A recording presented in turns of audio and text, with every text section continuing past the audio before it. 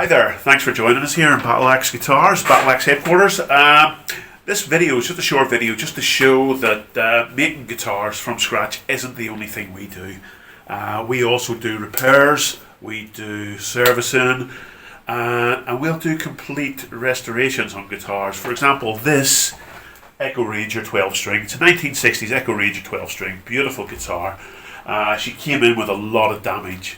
As you can see, there's damage to the neck's broken. The bridge pins leave a lot to be desired. And there's a lot of scuffs and dings and scratches on the body, and she needs a bit of a refret as well. So what I'm going to do, I'm going to strip her right down, and I'm going to just completely restore her. I'm going to completely redo the headstock, fill in all those chips and dings. I'm not going to get rid of all the chips and scratches on the body because they tell the story of the guitar, they're the history of the guitar. So what I'm going to do is the cracks and things like that, I'm going to stabilise those so they don't get any worse, the cracks in the finish that is. I'm going to stabilise those so they don't get any worse and leave them visible but secure them so that they don't deteriorate or get worse over time. I'm also going to drill out the bridge pin holes, plug them and fit new bridge pins. I'm going to give this entire guitar a complete fret dress. But the most important thing I'm going to do is I'm going to be fixing that damage to the back of the neck. There's this big crack running from halfway up the headstock to halfway down the neck. Fortunately, it's running with the grain, and somebody has previously glued it, very clumsily, but they've glued it. So I'm going to be taking advantage of that, and it shouldn't need splines. So, on with the work. So before we begin the work, let's have a look at the condition the guitar is in. So if we close in here to the headstock, first of all you can see there's a lot of chips and damage there to that headstock. Coming on down here, the frets are badly worn. You can't really see that here, but we'll have a closer look at that in a minute. And the wood's quite dry as well.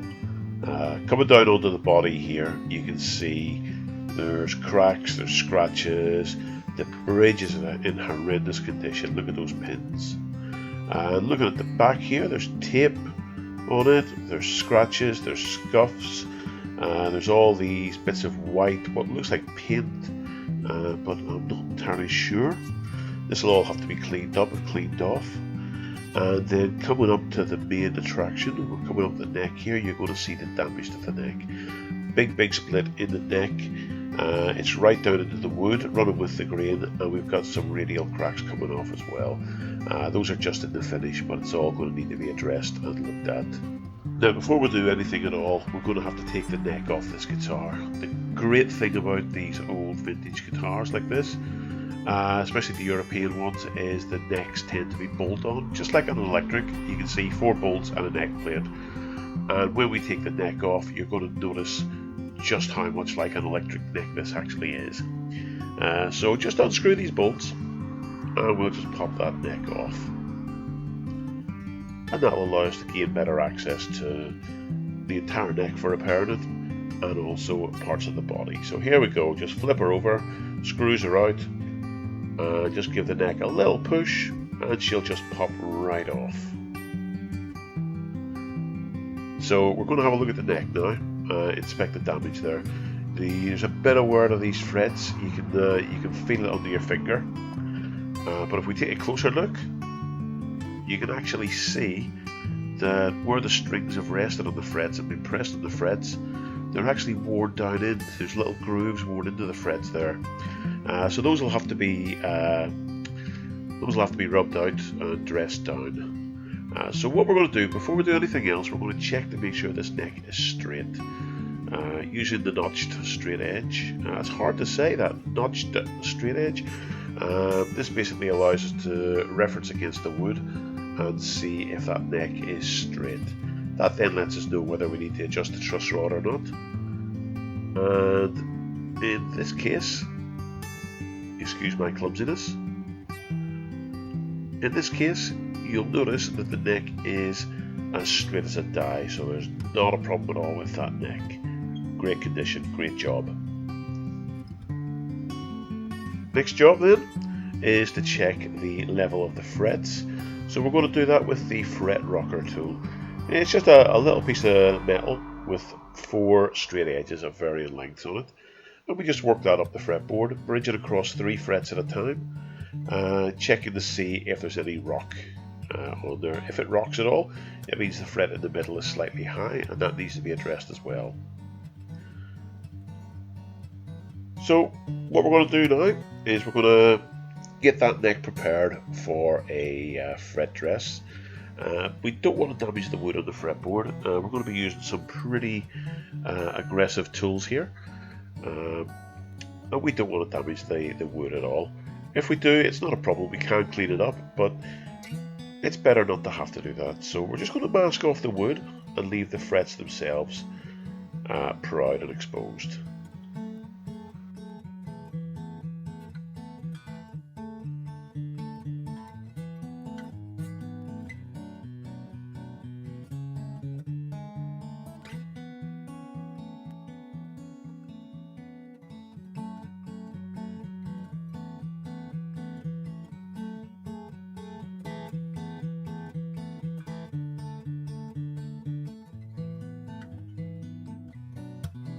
So now that the frets are all taped off, we need to know, well, we need to mark the frets up. So we're going to use a magic marker or a Sharpie or anything like that. Just draw a line along the top of all the frets, and yeah, just on the top, doesn't need to be sort of down the sides or anything, because we need that as a gauge for the height of the frets. So we now take our fret level and beam and take any flat block, piece of wood, piece of metal, as long as it's perfectly flat, and tape some sandpaper to it, nice and tight, nice and flat, and you can run that back and forward across the frets, provided it spans more than 3 frets at a time. The more frets it spans, the better. You can just rub that fretboard down and it'll take all the frets down to the same level. Once you've run that across and you see no Sharpie left on any of the frets, that means they're all down to the same level. So you can then take your fret rocker again and just check to make sure that they're all okay.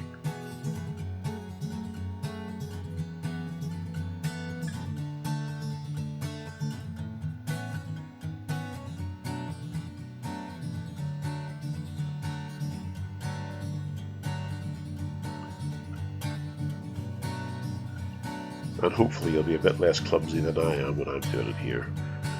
So once the frets are all level, we've got them all down to the same height, what we now need to do is crown them. By leveling the frets, what we've done is we put a flat top on them all, and we don't want a flat top, we want the frets to be nice and round. So we take our fret crowning file, and it has a concave cutting edge, and we just run that back and forth on the frets, put a mark on the top of the fret with the Sharpie again, run the fret crowning file across until that line on the top just becomes a very thin line along the top. You should have just the thinnest little hairline of pen left, and that tells you that you've took it down to a nice crown top, but you haven't taken it lower than the other frets. May take a few passes, just keep checking it to make sure. And then once you've done that, we take a little jeweler's file. Now specifically this one has a neutral side, so it's got one side that doesn't have any teeth on it, so I can run it and it won't damage the wood. And all we're going to do is we're going to round off the end of those frets. This is what makes the frets comfortable to play, so it means when you run your hand up and down the neck, there's no sharp edges, there's nothing snags on your fingers. The ends of the frets are just round and silky smooth. So now that the frets are all cleaned up and leveled, let's have a look at the main damage to the neck here. So we've got this split running up here with a few radial cracks coming off it, but if you look at the main split, it's going right down into the wood, and it's quite deep in the wood.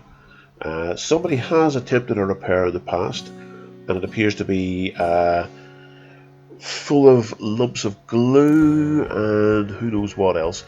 So we're just going to take a razor and try to remove as much of that old glue as possible, and any of these loose chips of finish which aren't actually adhering down. And then this is where the slow and laborious part of the process comes in. So the first thing I did after getting that glue out was stabilize that crack with epoxy, make the entire neck one solid homogeneous unit again.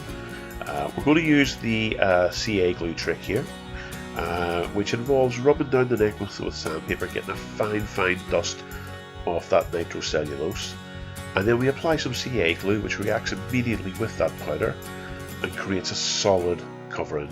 In this case, a solid covering of effectively the nitrocellulose again.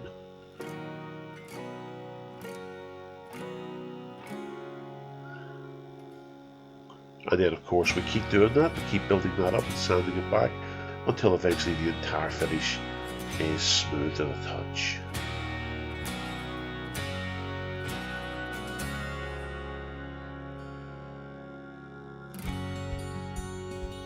So once the cracks in the finish are filled and we have a reasonably even level between the old finish and the new finish, we're going to work with constantly higher grits of sandpaper.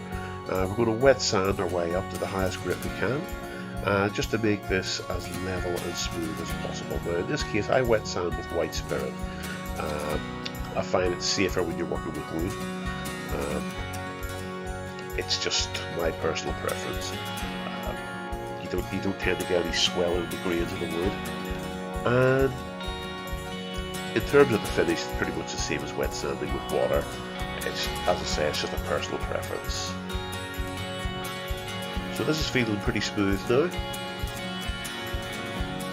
And as you can see, the damaged area is getting a little bit less pronounced. We're still by no means home and dry, there's still work to be done. So, in order to hide the repair that we've done, because that repair is always going to be visible, of course, it went right through the wood, damaged the wood. We want to make that invisible. Now the good thing is, on this particular guitar, the neck had an opaque finish.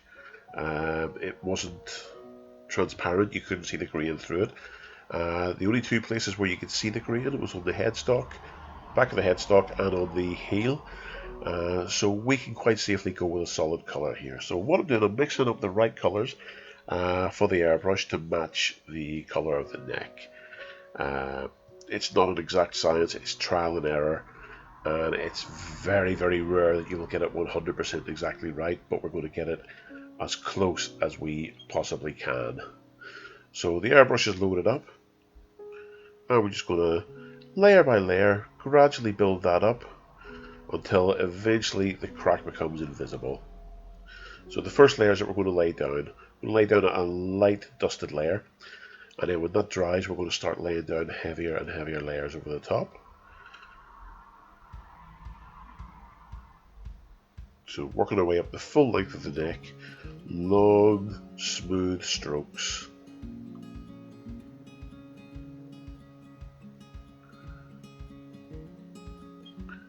And you can still see that crack there. You might think that this isn't going to work. Trust me, this will come out beautiful. That crack will be invisible by the end of it.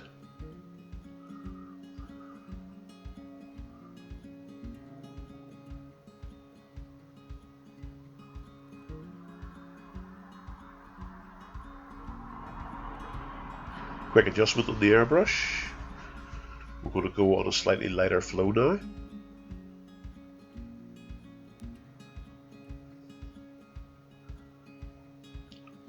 So with all the spraying done lengthwise, we're now going to start going across the neck. The reason for this is crisscrossing your strokes will get you a more even coating.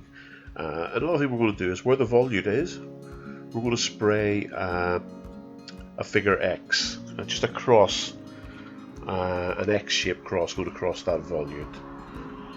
And that way it just ensures that we get the spray covering in behind the headstock curve and down the sides of that volute as well.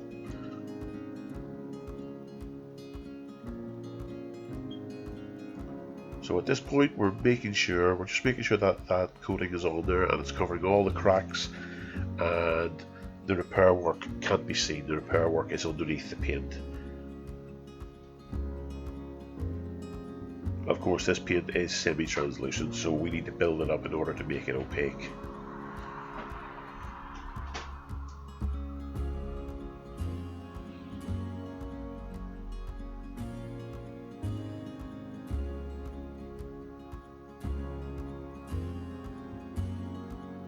And then finally, just to finish that spray work off, we're going to go back to spraying lengthwise along the neck again.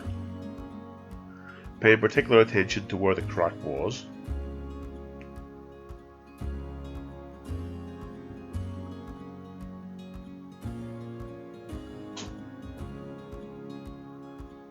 You can see just here we're going around the ends of the headstock just to make sure that's all covered.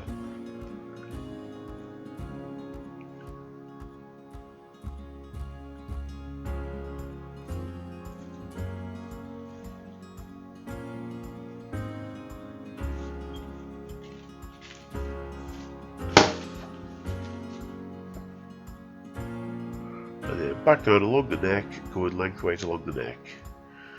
Again, paying particular attention to where that crack was. We want to make sure there's no trace of that left visible.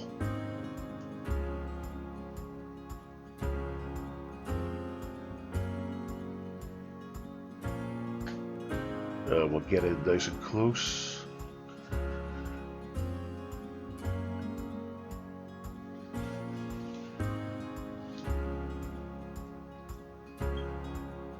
And there we go.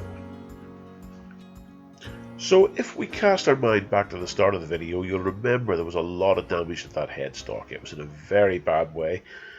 Chips and cracks, you can see them here close up, chips and cracks on that finish. And it's badly scuffed, very dirty and badly scuffed. So we're going to fill those little chips and cracks here. First of all, the crack that we're working on, the chip that we're working on, is right on the edge. So we're going to just put a bit of masking tape around the edge because it's going to hold this in place. UV resin. It's a liquid, but it's only going to be a liquid for a few seconds. So with that tape in place, that creates a dam which stops it from pouring away. And we're going to get a little bit of that resin in a pipette here and pour it in. I apologise for the position of my hand there. I didn't realise it was there blocking the view until I got the footage uploaded onto the computer.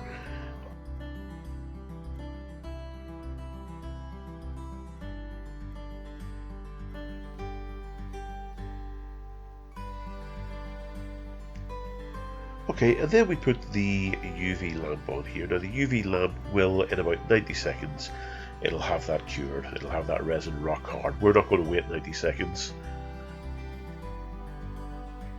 We're just going to skip on past this bit.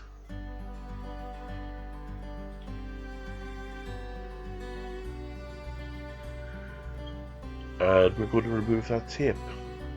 So as you can see now, where we poured that resin and we applied the UV light, that is rock solid now.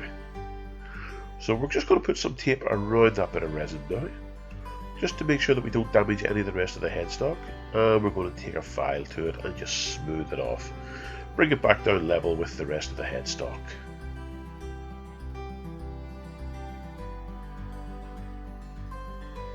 And we will repeat this process on all of the damaged parts of the headstock. So as you can see, there's a big chip on the part nearest to the camera. We will be using the same process on that. I'm just not going to show that in the video.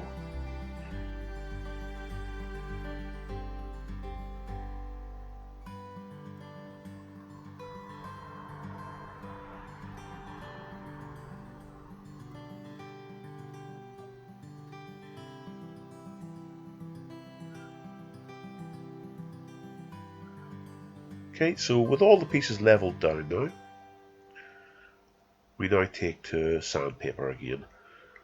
And all we're doing is we're rubbing this flat and rubbing it smooth, and then we're going to work our way up through the grits again to make sure that that is as smooth as a baby's bum, so to speak.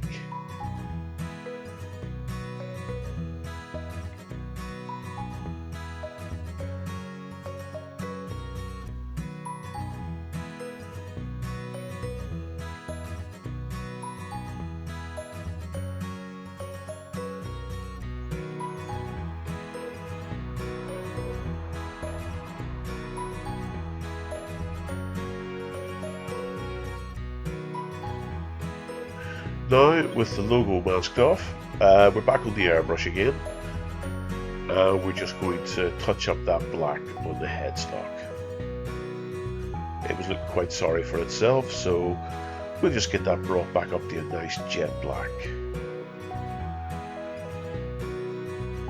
The badge on these guitars is solid plastic, so rather than removing that and risk cracking it because it's been on there about 60 years, I thought it was probably best just to mask it off and paint around it.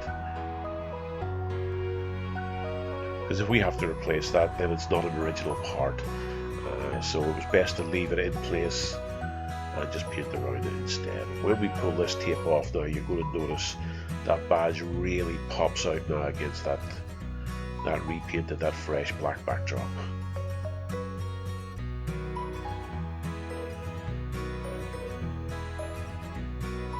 And then carefully remove the tape. Really, I should have waited until the headstock was dry, but excitement got the better of me and I wanted to see how it looked. I'm very pleased with that. And the last thing we do with the neck is we're going to nourish the fretboard. So the bottle you're going to see me taking the oil from says Danish oil. I just want to assure you it's not Danish oil, it is fretboard oil. And we're just going to rub that into the fretboard so it nourishes the wood. As that wood was quite dry, I don't think it's had any attention for probably most of the guitar's life. So I just want to get as much oil in there as we can, just to nourish it and prolong its life, really, give it another 60 years worth of playing life.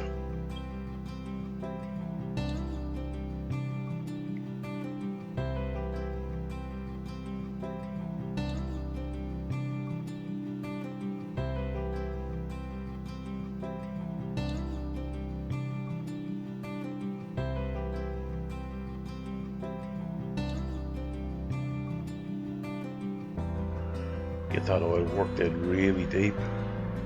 We will let it sit and penetrate for some time as well. But just for the time being, we're going to get that worked in as hard as we can. And look at the lovely sheen that comes up on the fretboard. It's shining like a brand new fretboard there. So at this stage then, we'll set the neck aside as that's complete. And it's ready to go back on the body. Unfortunately, the body isn't ready for the neck.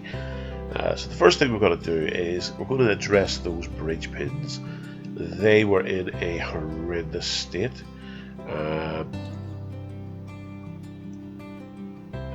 wasn't a full set of the original bridge pins, and despite our greatest efforts, we couldn't actually get our hands on a set of original Eko bridge pins. So we've gone with a standard set of bridge pins for the replacement.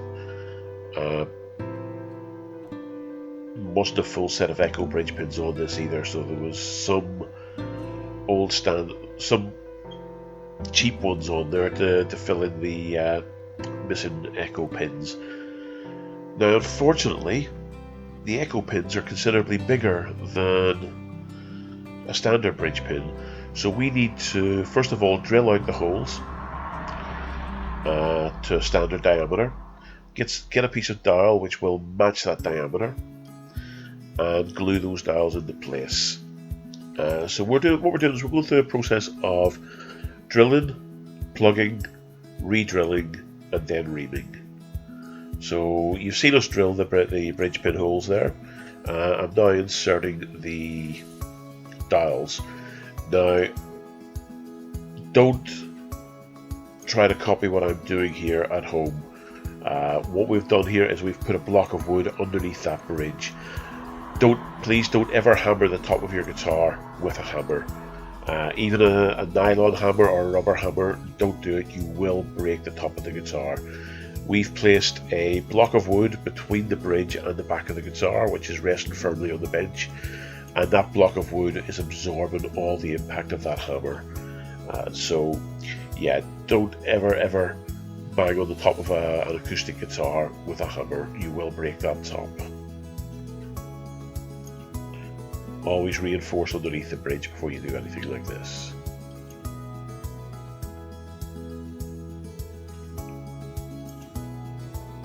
So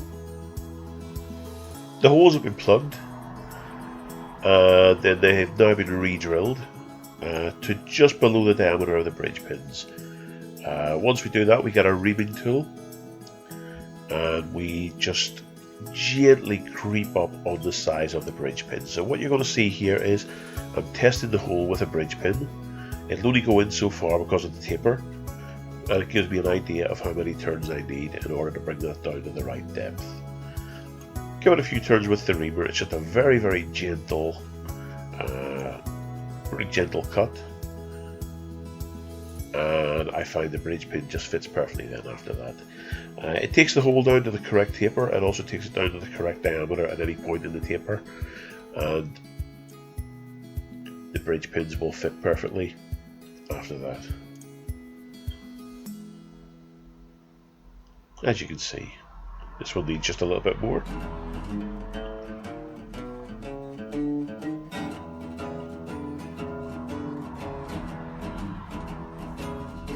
There we go.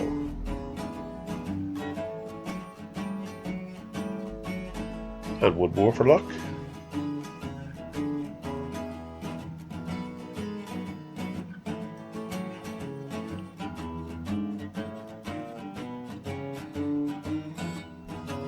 Okay, now the bridge is done. The only other thing that really needed doing to this guitar was the body needed cleaning up. So there's a lot of tape on there. There was a lot of paint which seemed to have rubbed off walls. There was a lot of cracks in the finish. Now the cracks in the finish, we just literally secured those back down onto the wood again, so that the cracks are still visible. They tell the story of the guitar, so we didn't want those to be eliminated completely. It's a historic guitar. It's a guitar with history. We want the story to be there, to be seen, to be told. So we've stabilized them, we've glued them back down to the body, and left them visible. The dirt and paint on the guitar and the tape, that was all cleaned away with white spirit. And any scratches that were on the guitar body were now buffing out with a buffing compound and a nice soft sponge disc. And then we'll move from the buffing compound onto a polishing compound. And once that's done, the guitar will be ready to assemble again.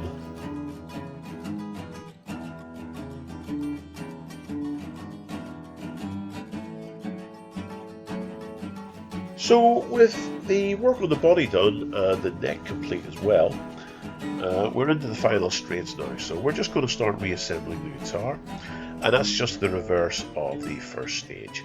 So we'll just get that neck aligned. It's a nice tight neck pocket, so we'll just get that neck aligned correctly so the screw holes line up. And that's exactly what I'm doing now. I'm just trying to find the indentations in the wood and just press it home. There we go.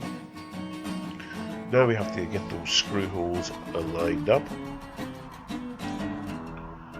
and that's easier said than done. Takes a bit of jiggling, a bit of persuading. And once we think we've got it, we're going to flip the guitar.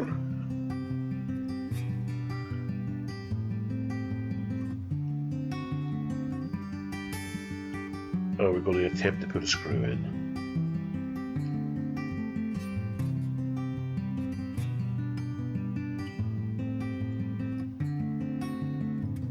And as is always the case on the first attempt, it doesn't go in because we haven't lined it up correctly. We're more than likely possibly only out by a millimeter or two, but it just needs adjusting. A little bit of persuasion.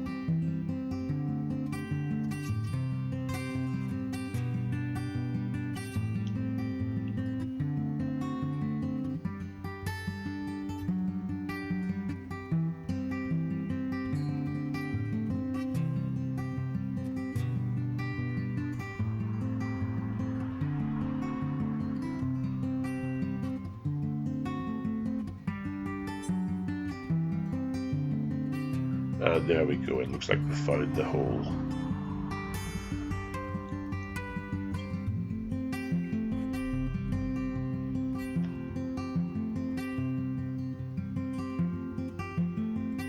So we get the neck plate in place, we get all 4 screws in place, and we are going to tighten these by hand. Never ever risk using an electric screwdriver for this, because the possibility, it's just too aggressive. You could rip the threads out from the screws, especially as these are the existing screws going back into old wood. Another thing to note as well is I'm tightening the screws diagonally. The temptation is to go around the neck plate clockwise or anti-clockwise in a circle. Try to avoid that. Try to go diagonally and form the shape of a letter X. As you'll just spread the tension better that way. And then, of course, once that neck's back on, it's just new strings, and that's the job complete.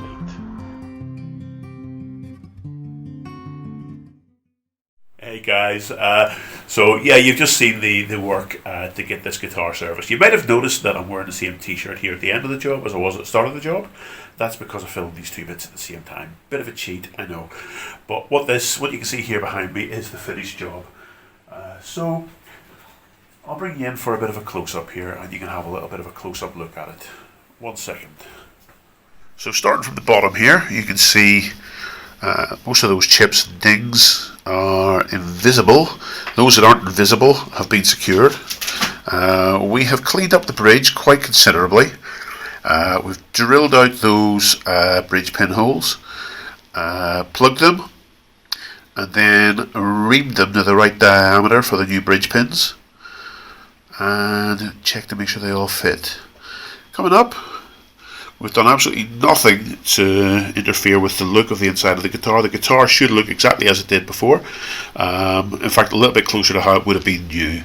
That's the point of a restoration. Coming around, you can see we've picked up that lovely grain on the sides. Look at that beautiful figure in there in that wood. That's proper wood porn right there. And coming up the neck, all those frets have been beautifully dressed. And that headstock, you'll notice the chips and the damage that was on that headstock, all gone. And it's been restored to its original jet black. Looking around at the back of the guitar, you can see again, there's a couple of little marks where the scratches and the chips have been. I didn't want to remove those completely. I wanted them to stay visible, so that you can see them, you can see the history of the guitar. But I wanted it to be so that they are secure, they are stable, they've been, any movement in them has been stopped, and they won't get any worse. This is where the majority of the work took place, here on the back of the neck.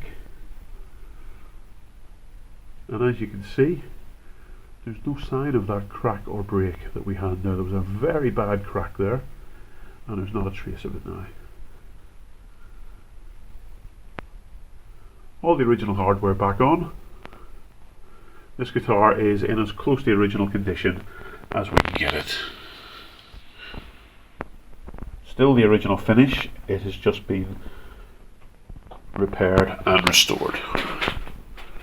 So yeah, there you have it. So that is the completed guitar. As I say, if anybody, if you need a guitar repair done, if you need servicing, if you need restoration, doesn't matter how bad the condition the guitar's in, if you think it can be salvaged, give us a shout. We'll have a look at it, we'll see what we can do. This one was pretty much unplayable. We brought it back as close to the original condition as we can possibly get her. So not just new builds, not just custom guitars, we will restore and repair and service your existing guitars. Give us a shout, www.btlxguitars.com, or give us a call on 07544 315 682 and ask for Sam, and we'll sort you out. Have a great day, guys. Thanks for joining us. Much love. Peace out.